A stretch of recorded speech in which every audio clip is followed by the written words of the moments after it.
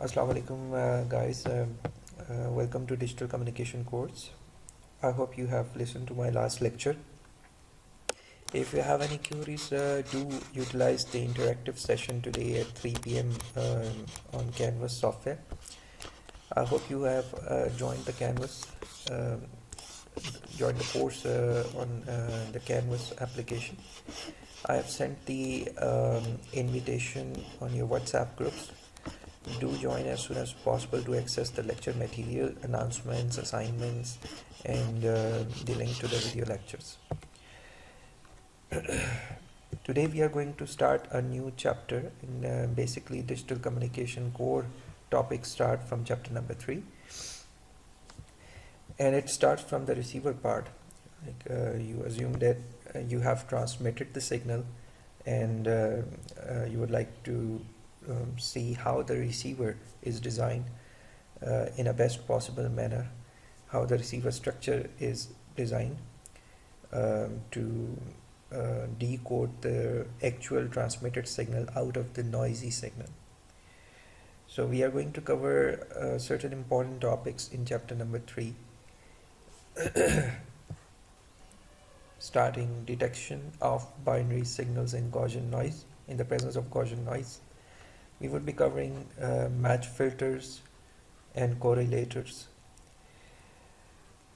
Then we would talk about the signal representation using GSO process, Gram-Schmidt orthogonalization process, how we can use basis functions to represent the signals using GSO process. We would be talking about optimum receiver structure design, which is a very important topic. Optimum means what's the best possible way to design the structure of a receiver, digital receiver. We will be covering all the mathematics behind it and intuition behind the receiver structure design. And of course, we will be covering so many examples to endorse the concept. And then the important topic is the probability of error computation and analysis. Like how do you compute the error probability given the transmitted signal? How do you compute the error probability at the receiver end? So we would be doing the analysis, comprehensive analysis of error probability by the end of this chapter.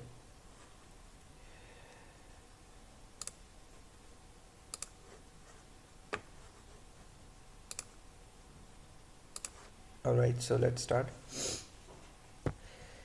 So like I said, we assume that the modulated signal is transmitted from the transmitter end and is received in the presence of AWGN noise.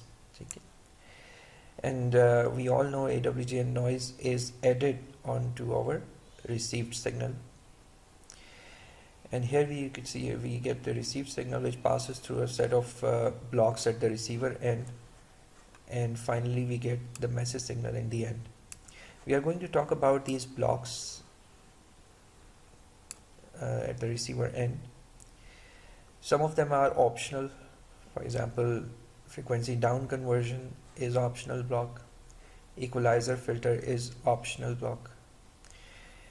I also mentioned the same in the beginning of the first lecture in digital communication course. If you remember, we have talked about several optional and essential blocks of digital communication transmitter and receiver. Without essential blocks, we cannot have a digital communication system in place. But we can live around without the optional blocks, frequency down conversion and equalizer filter. However, in a true digital communication transmitter and receiver, we do the up conversion and down conversion, and we also have equalizer filter for better performance and for the mitigation of channel effects. We do use the equalizer filter at the receiver end, but that's optional. If you have a very nice channel, you may not use equalizer. Anyway, we would be talking about receiver filter in general today. And the next block, which is the detector block.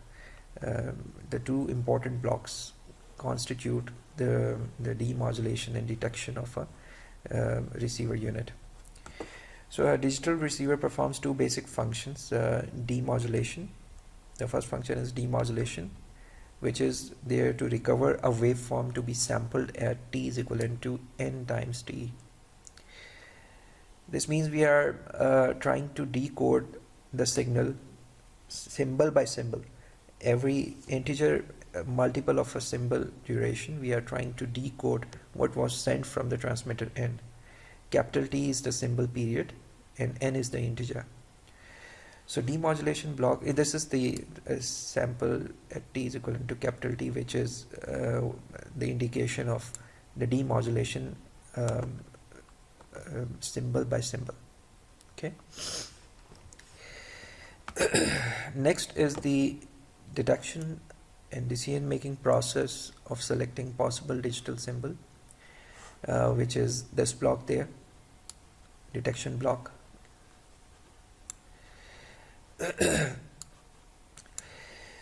We are going to see the sample at this point there before this block, and then later on decide on the basis of some rule within this block whether the symbol 1 was sent or the symbol -1 was sent.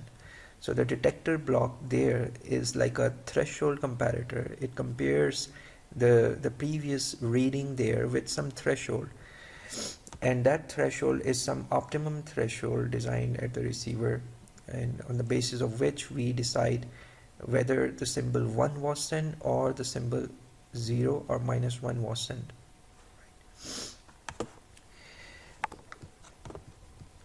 This is the detailed functional block diagram of the detector and demodulation procedure. Here you will see mathematical equations there as well.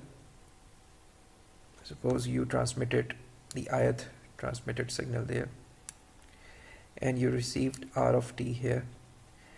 The noise is added into this signal as I of t, and you get r of t. This one is the optional block, frequency down conversion, and we are not going to study this at the moment.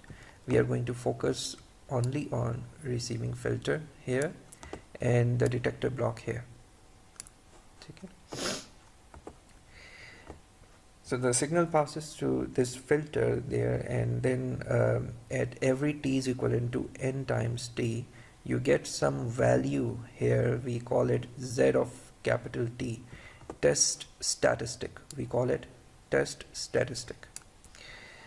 Test statistic is the value which is which has captured the effect of noise in it and the signal component in it out of the receiving filter. Okay. Received signal में noise and signal present है, and it passes through that filter to give you a test statistic at this point. And if you sample that test statistic at t is equal to capital T, you get one value z of t. It is one value. Okay. It's not a function of continuous time variable t. It is just one statistic value. Why I call it statistic value? Because it is random in nature. It's not some fixed value. It will be random in nature because of the noise present in it. That's the portion of noise out of the filter, receiving filter, and it is present in the signaling element. AI of capital T is the portion of signal that has passed through this receiving filter, and N naught of T is the portion of noise that has passed through this receiving filter. So the test statistic contains the signal portion out of the filter plus the noise portion out of the filter at time t is equivalent to capital T, right? On the basis of this test statistic value z of t, you compare this value with some threshold gamma, and if this value is, say, greater than the threshold gamma, you take a decision in a favor of some hypothesis h1, and if this value is less than the threshold gamma, you take a decision in favor of the hypothesis 2. And what are these hypotheses? These are the decision statements indicating For example, hypothesis 1 indicates that message symbol 1 was sent from the transmitter end, and hypothesis 2 was, say, message symbol 2 was sent from the transmitter end. So depending upon how the test statistic value is, whether it is greater than gamma or it is less than gamma, you take a decision in favor of either symbol 1 or symbol 2 at this detector block. But first you have to reach this point using this receiving filter. Now, how do you design this filter? What kind of a nature this filter have? This is something that we have to read in today's lecture. To design to design the filter, receiving filter, that's the one of the major major block at the receiver end, and it is involved in this step 1 of the receiver unit. So let's see how we can design this receiving filter.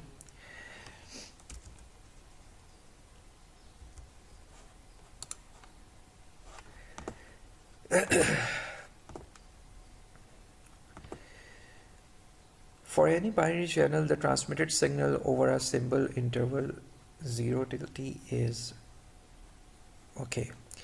In this slide, we are assuming that we have a binary communication, right? So we are saying that for any binary channel, we have possibilities of sending either symbol 0 or symbol 1, right? So the transmitter may send symbol S naught of t, which is going to have some shape, right? And we are not defining the shape at the moment, what shape the binary bit 0 has. We are only defining the symbol shape as S naught of t, and it is valid for times till 0 till t, capital T. And we have another shape S1 of t, which is entirely different than S naught of t for the binary bit 1. So now our transmitter can have two possibilities, whether S naught of t or S1 of t, depending upon whether you are trying to send binary 0 or binary 1. So this analysis is built up on the binary channel, right? To understand the receiving filter, we are using an example of a binary communication system in a channel in which only two possibilities are there for a transmitter to have, either binary 0 and binary 1. For binary 0 we have another shape S naught of t, and for binary 1 we have another shape, which is entirely different than S naught of t. The received signal R of t degrades by noise N of t and possibly degraded by the impulse response of the channel at C of t. As you all know that if you send the transmitted signal Si of t through the channel, it will get convolved with the impulse response of the channel, because the channel behaves like a filter. We are talking about this signal Si of t. I'm saying that assume that we have a channel, wireless channel, and wireless channel acts like a filter. The filter here is going to get convolved with Si of t. The resultant signal will be added to the noise. The noise will be added to the resultant signal, and R of t will be received here. So R of t is nothing but the convolution of transmitted Si of t, Sith signal at the transmitter end, and getting convolved with Hc of t plus N of t, where I can have two possibilities, whether 1 or 2, where N of t is assumed to be zero mean Gaussian noise process. We have already talked about the nature of this noise process N of t, and it's a AWGN process, zero mean AWGN process.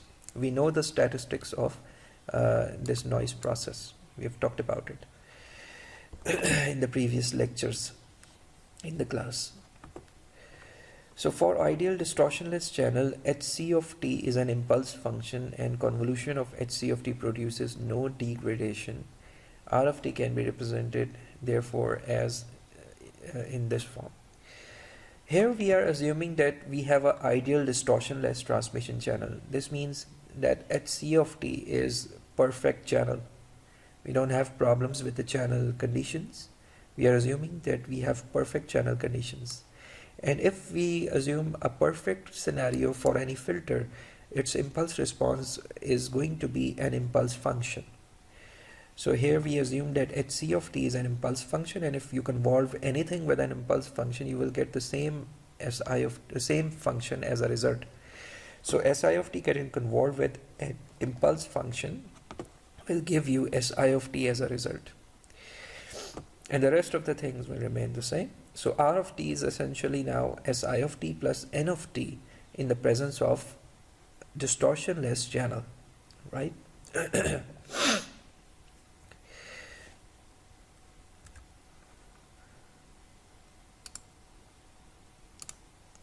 All right.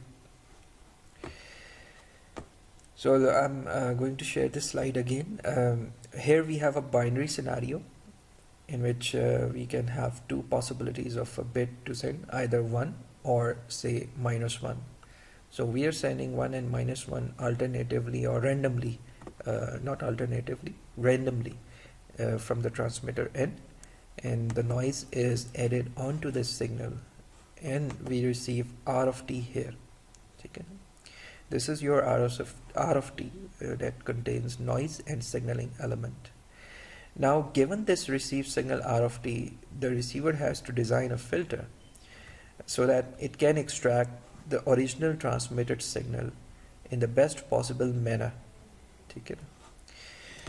This is the first task of a receiver, to design a receiver filter that can extract the signaling element out of this noisy received sample, and symbol by symbol taking decision that which symbol was sent from the transmitter end, because the receiver doesn't know that which type of a signal was sent.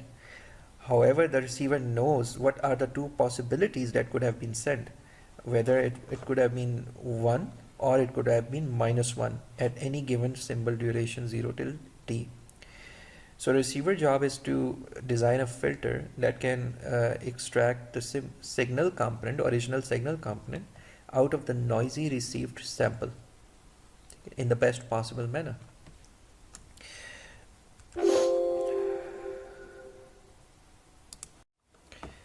Alright, now let's see how we detect the signal in the presence of noise and how we design this filter h of t in a best possible manner so that we can make correct decisions at the receiver end in the presence of noise.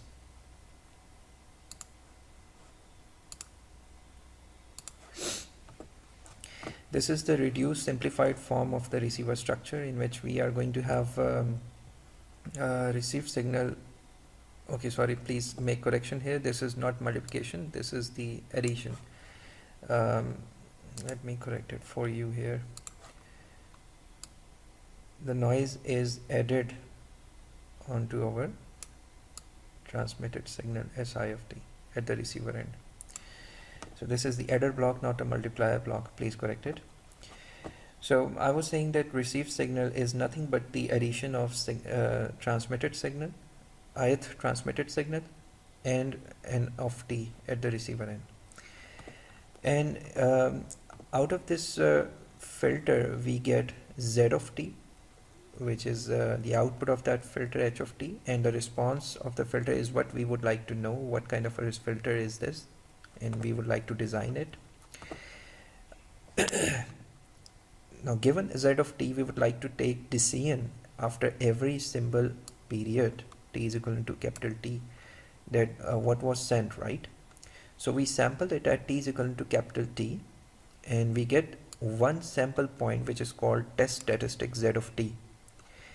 Now we compare this test statistic z of t with some threshold gamma naught, and given that result, whether the z of t is greater than gamma naught or less than gamma naught, we take decisions in the favor of two hypotheses, h1 and h0. h1 is the hypothesis which tells you that signal class s1 was sent, and h0 is the hypothesis which tells you that signal class h0 was sent, right? Now, since we are considering only the binary scenario, we have only two hypotheses and one threshold. If it was not the binary scenario, we may have more thresholds to compare with, and more hypotheses in our system. At the moment, we are considering a simple scenario in which the channel is ideal and only the noise is present, and we have only the binary scenario, and likewise we have two hypotheses to choose from. And we are more concerned about this, the h of t, what kind of a filter this is, what is the response of the filter, what is the frequency response of that filter, receiving filter. More emphasis is on this filter type h of t, which is unknown to us at the moment.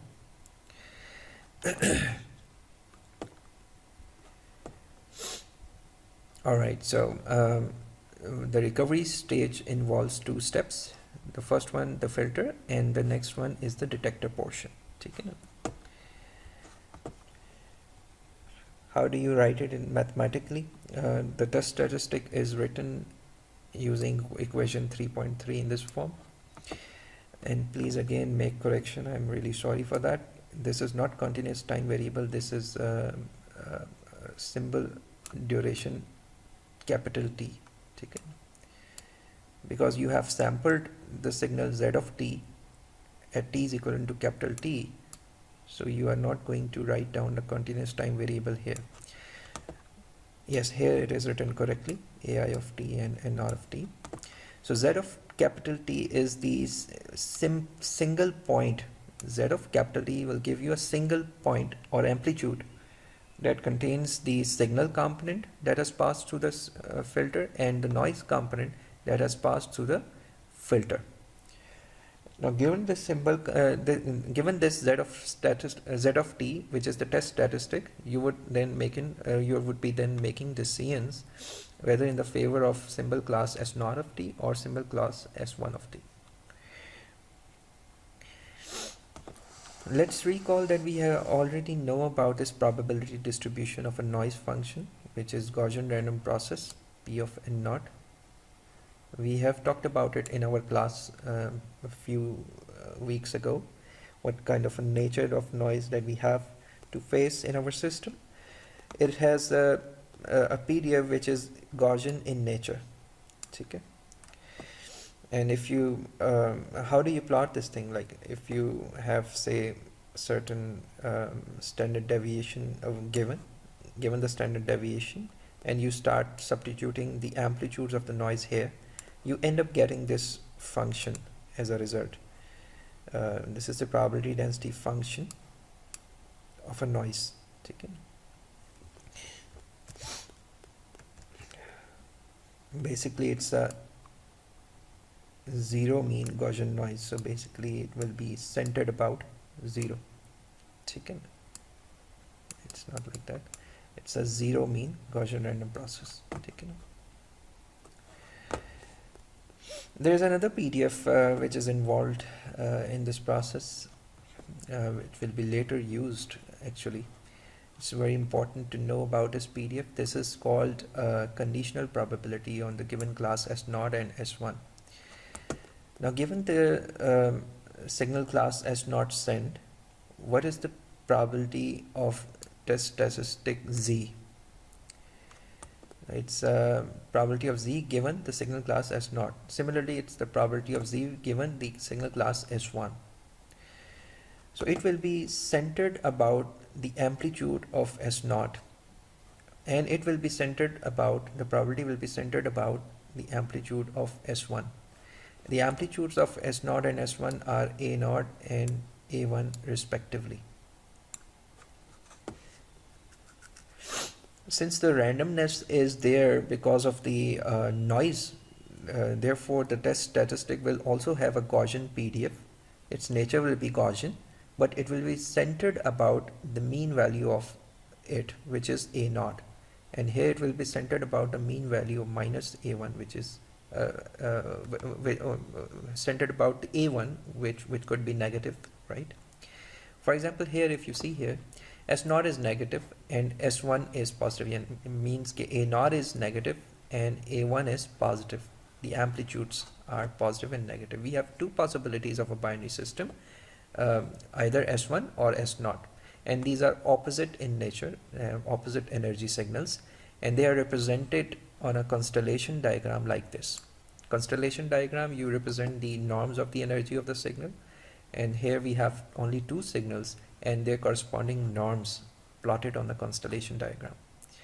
Now since we have opposite energy signals, we represent them like that. One of the signal is this and the other signal is that one, opposite to it.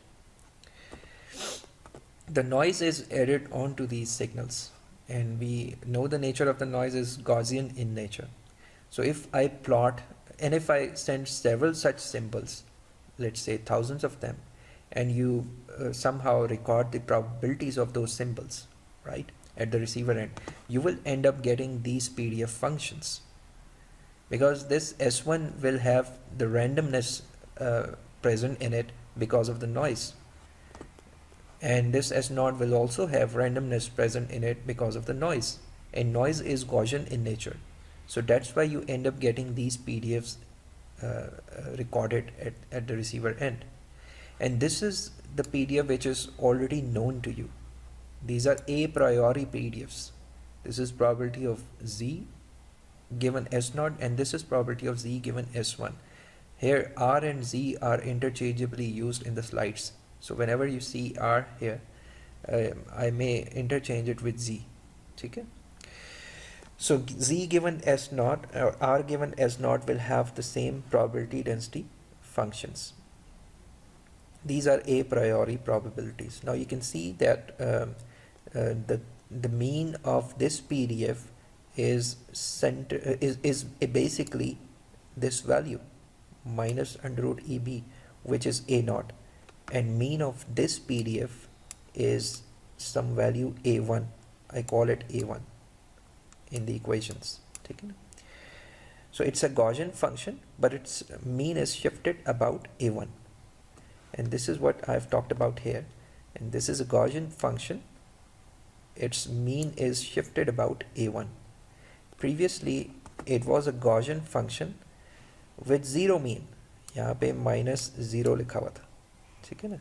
Minus zero means you have a Gaussian function with zero mean.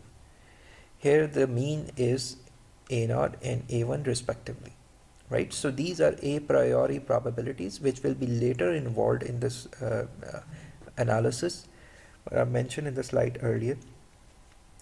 Now let's see how do we design the optimum filter. Okay, the optimum filter or in other words the best possible filter that will enable you to take the best possible decision in the presence of a noise is defined like this, on this principle. It's defined using this principle. What is this principle? It says that if you compute the signal to noise ratio at the output of the filter, it should be maximum.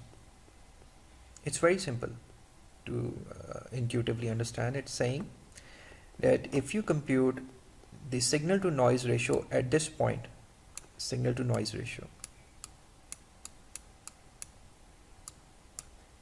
it should be maximized. If you are able to maximize this ratio at this point, this means the signal component compared to the noise component is very high. And this is what we want. A filter that is going to let you maximize it is going to be the best possible filter, isn't it?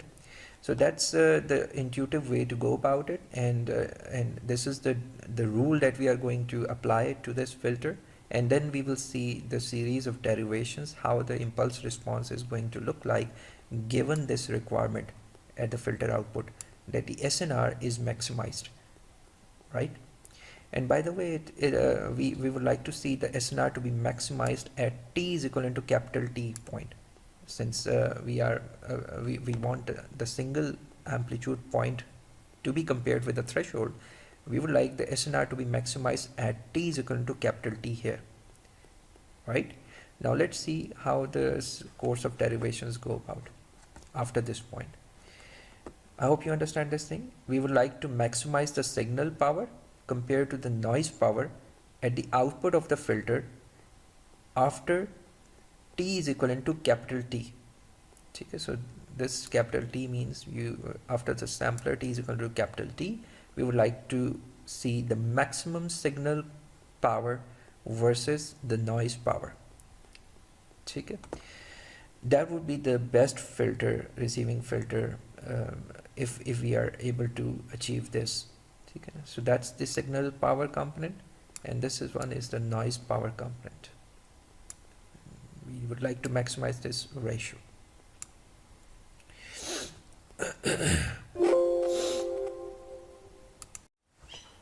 Right, so we have to maximize signal to noise ratio at the output of the receiver filter, and this is the rule that we have to follow. Now let's see how we can derive things out of this point.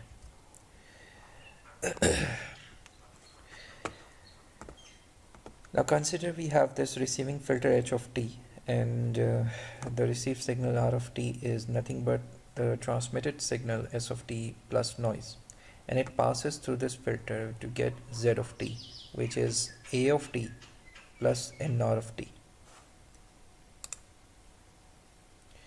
For your convenience, I have written the notes and scanned it for you and put them on the slides, so you can have better understanding of the things that are going on within this topic.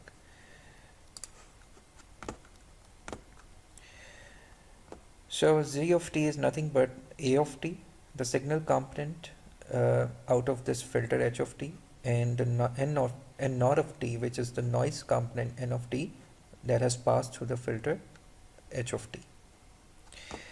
And t is equal to capital T will give you the test statistic that we have already talked about.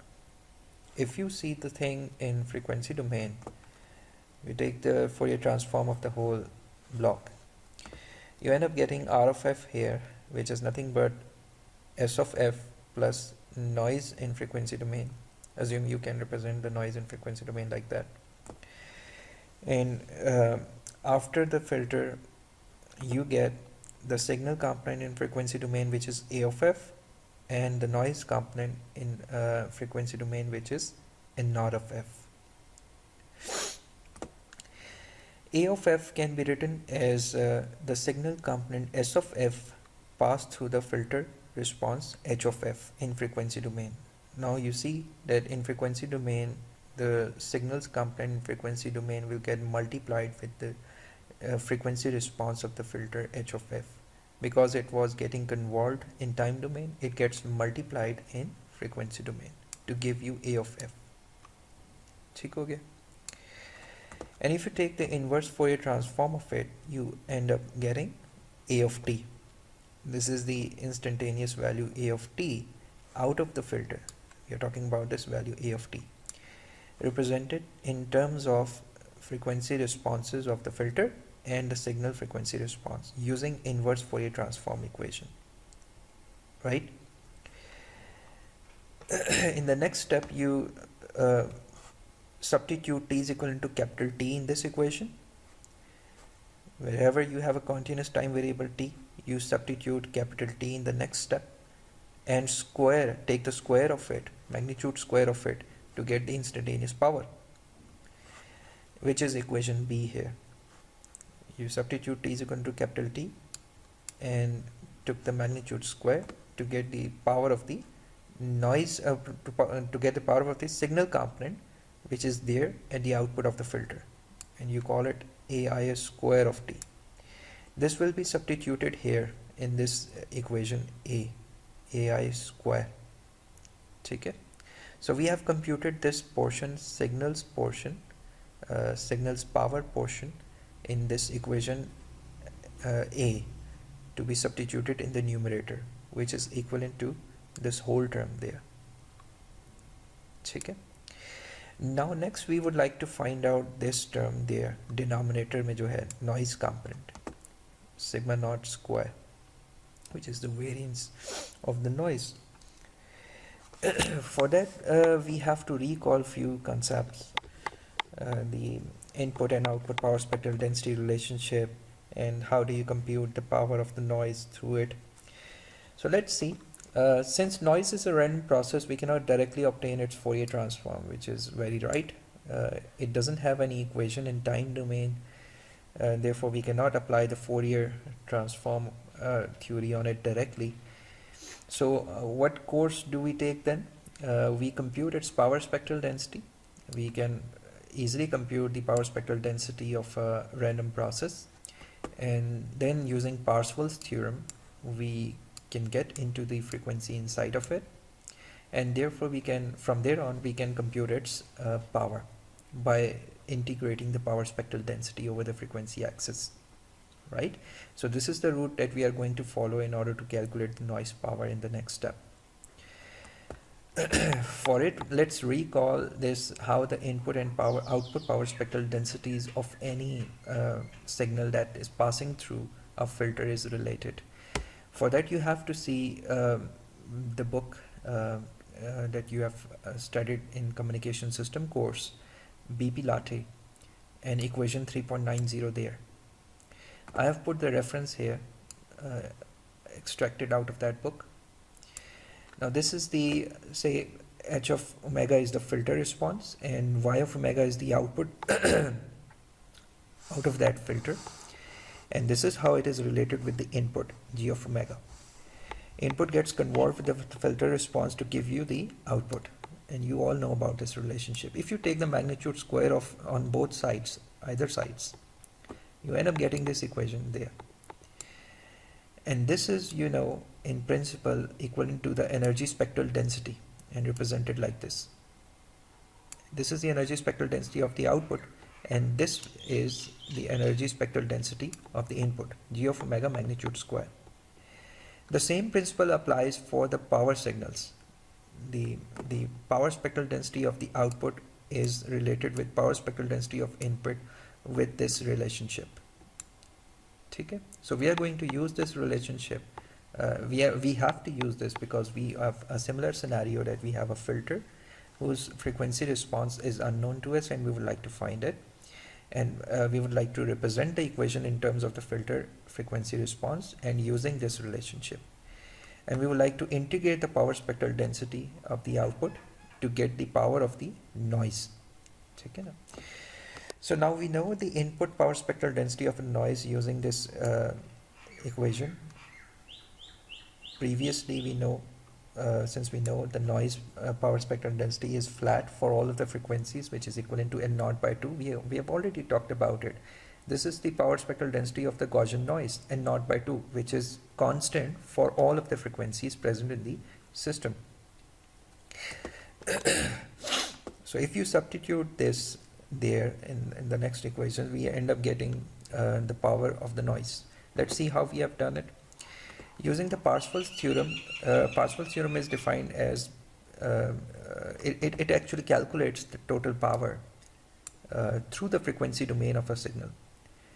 Power spectral density is nothing but the distribution of power on frequency axis, right? And if you integrate the whole distribution over the whole band, minus infinity to infinity, you end up getting the total power of the signal, right? So power spectral density is nothing but the integration of, so the average power is nothing but the integration of the power spectral density over frequency axis. Okay? And this is what Parseval's theorem told you. Okay? So we are going to use this theory to compute the noise power, which is sigma naught square represented by a variance of the noise.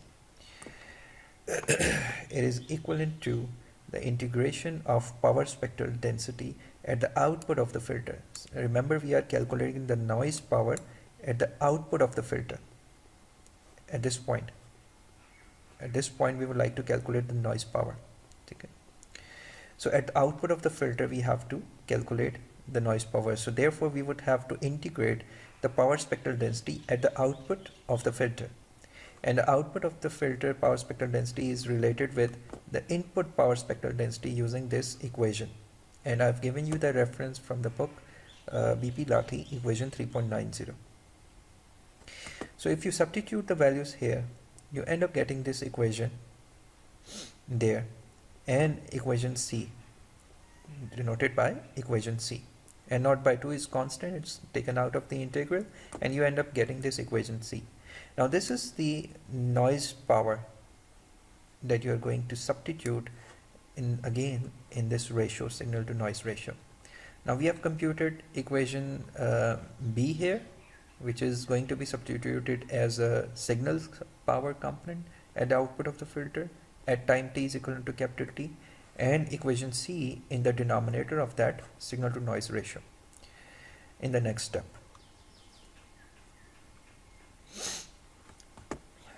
Here we have substituted both of these equations in one equation, and we call it equation 3.48.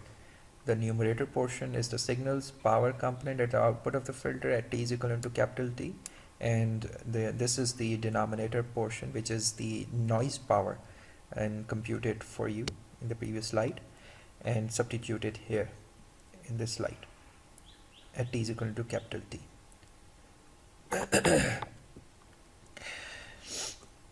Normally I solve and write everything on the board for you, and since we are going for the online lectures, so I don't have this luxury to solve it for you live.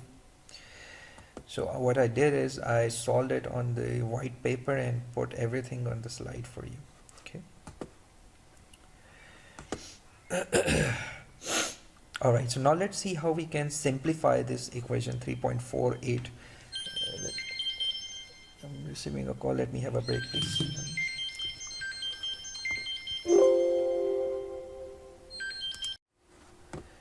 Right, welcome back after the break. We were solving this equation 3.48 in simplified form. Let's see how we can further reduce this equation 3.48 into some meaningful simplified form and get some intuition out of it regarding the frequency response of the filter and impulse response of the filter that we are trying to design. So if you see the numerator, we have a very complex terms present in the numerator of this equation, and we can simplify it using the Schwarz inequality. If you see the theorem, Schwarz inequality theorem there, it says if you have two functions being multiplied together and integrated and taken a magnitude square, you can split the two like this, but you have to use less than and equivalent to sign there when you write it in splitted form. One of the function is equivalent to the complex conjugate of the other if you are going to replace less than equivalent to with the equal sign. This is also what the theorem states, and we are going to use these properties later on in our course of derivation.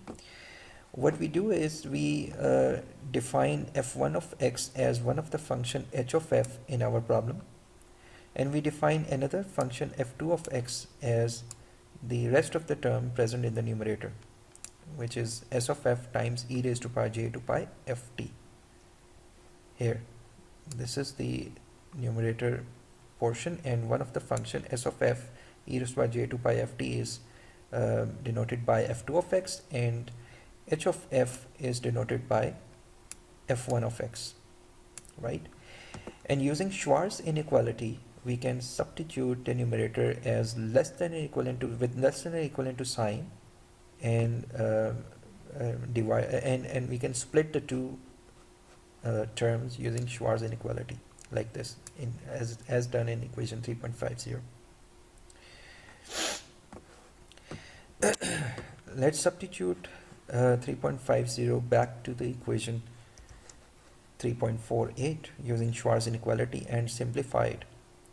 You will see many terms will cancel out with each other. Numerator we have h of f magnitude square integral, and in denominator we also have the same thing. It will get cancelled out with each other, and you end up getting this simplified form using Schwarz inequality as mentioned in equation 3.51, right? By the way, you have taken the magnitude of this term, and that's why you end up getting s of f magnitude square only as a result. You get rid of this term e raised by j2 pi ft as a result. Alright, so we can also replace this numerator term there, this portion of numerator term, with the energy of the signal. This is nothing but the energy of the signal in calculated in frequency domain, right?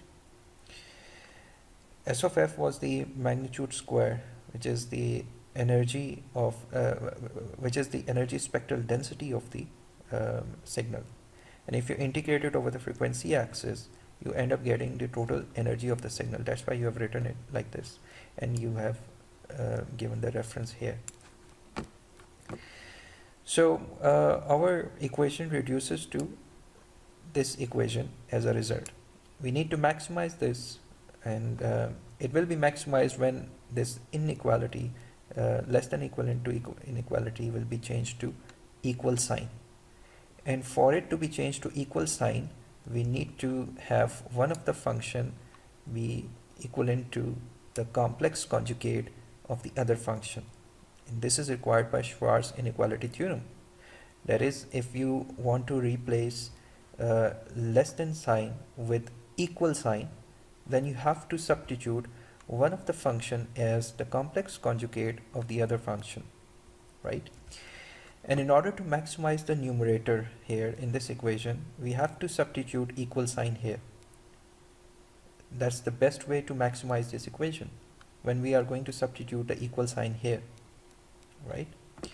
And if we substitute equal sign here, then one of the function is the complex conjugate of the other function, which is written here at h of f, which is equivalent to h naught of f, which is the maximum, which is the optimum filter response, represented by h naught of f.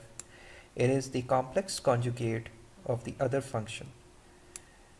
Using this theorem, we have the other function represented as s of f e raised by j2 pi ft. If you take the complex conjugate of it, you end up getting s of f complex conjugate multiplied with e raised by minus j2 pi ft.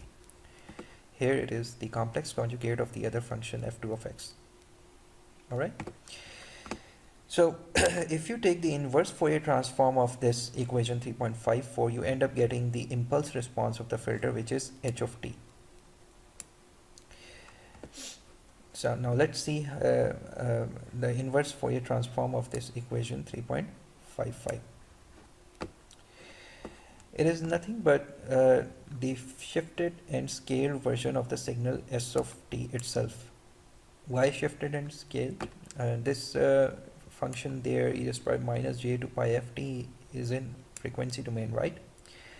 And there's a property in Fourier transform theory. If you recall the signal and system course, if you multiply a frequency domain representation with a complex exponential there, it will be translated as a shift in time domain, right? It is there represented as a shift in time domain. And this complex function there will be reflected as if it's the flipped version in time domain. So we have used the two properties of signal and system course to get the inverse Fourier transform of this equation 3.55. The flip version of in time domain and shifted version in time domain as a result of the two properties, right? So h of t is equivalent to this function there, and it is valid for the symbol duration 0 till capital T, and it is 0 elsewhere. Like, you don't have any value of h of t for any other times. It is only valid for the times 0 till capital T.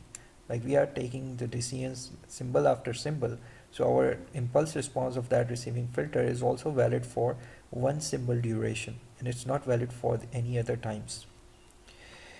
So this is how we come to know about the filter response, the optimum filter response that is going to maximize the signal's power versus the noise power at the output of the receiver filter.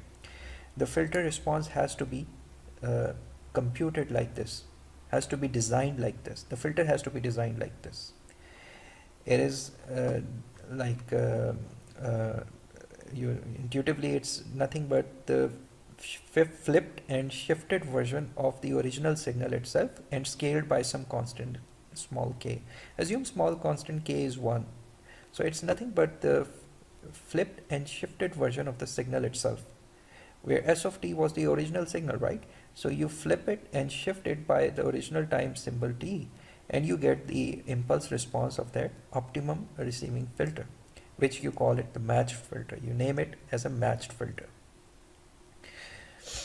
So let's see, summarize it.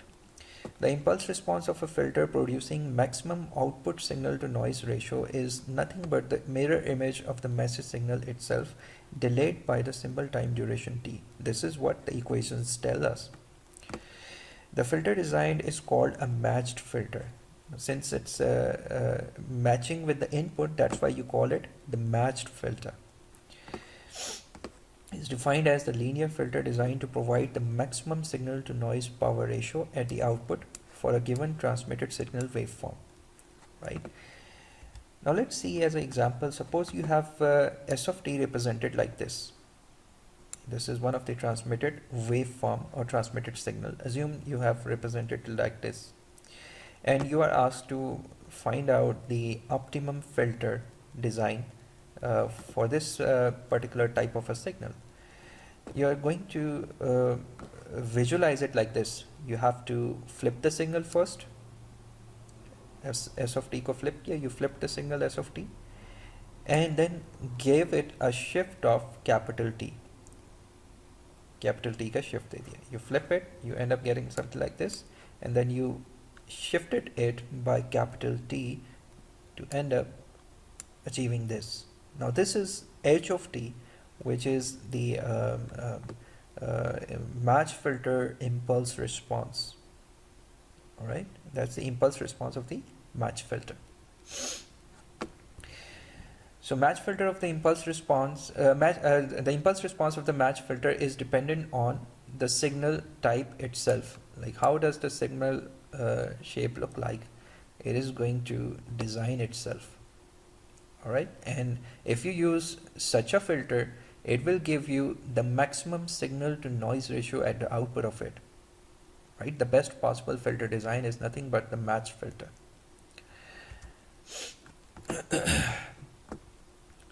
Now this analysis is very interesting analysis, that it says that it's nothing but the correlation. The match filter is nothing but doing the correlation. If you recall the correlation, you simply shift the original signal onto its copy and calculate the area under it.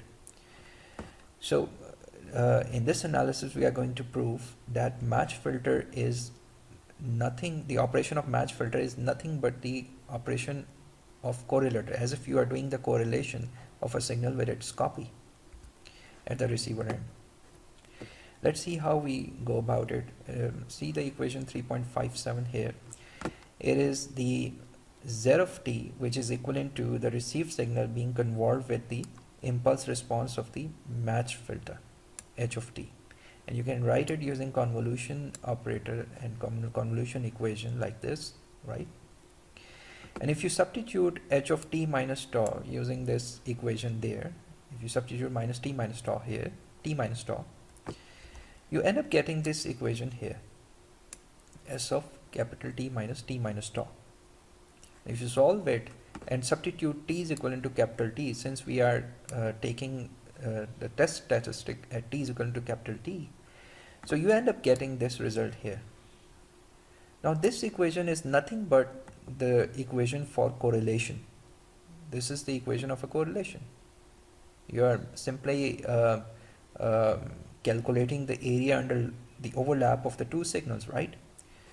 By the way, this is t is equivalent to capital T here. Again, you have substituted t is equivalent to capital T. Please correct it. This is z of capital T. So this means that test statistic value z of t, z of capital T, is nothing but the correlation value of the two signals when they completely overlap with each other. Now, if you realize the block diagram out of this equation 3.59, it would look like this. That is, the received signal, the test statistic is nothing but the multiplication of received signal with the original signal and integrating the result, right? And of course, we have to take the sample at t is equal to capital T, right?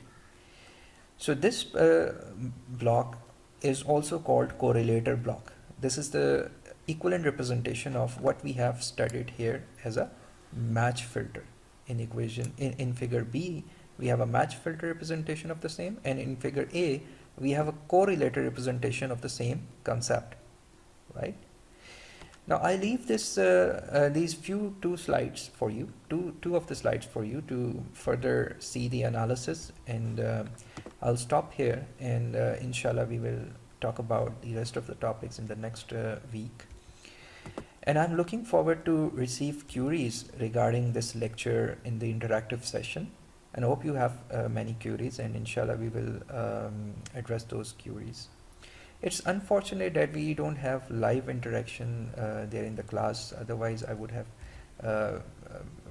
there and then answered your queries. So please be patient with me, and do utilize the interactive session so that we can address your concepts and queries properly.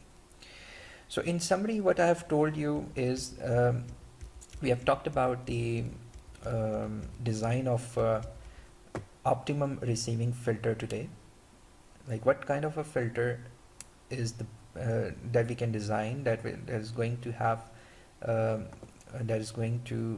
the maximum signal portion versus the noise portion at the output. This is the criteria that we have followed in designing the best possible filter, and we call it match filter or correlator. Both are analogous.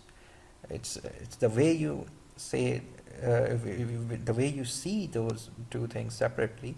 Both are analogous actually, right?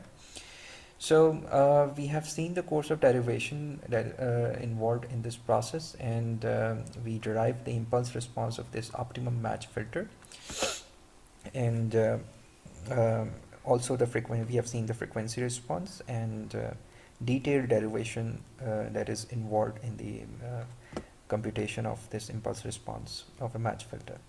And we've also seen that match filter is nothing but the correlator sampled at t is equal to capital T. Means that at t is equal to capital T, the output of match filter and the correlator is exactly the same. So likewise, you can have either the match filter implementation as in figure B, or the correlator implementation of the receiver block as in figure A.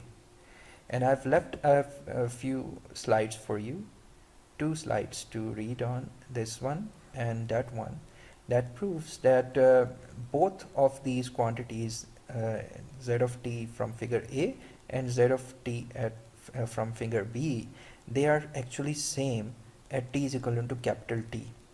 This is what we prove here in this slide. One of the z of t is obtained through correlator block, and one of the z of t is obtained through the match filter block using figure B. And the proof in this slide is nothing but showing that the two are the same, and we may use the match filter implementation or we may use the correlator implementation at the receiver end. It's your choice. The answer will be the same. They are derived, the correlator block is derived from the match filter theory, right? So this is the same. All right, and I'm expecting a lot of queries from you, and before we move on to the next topic, which is also very interesting. All right, thank you very much. Have a nice day.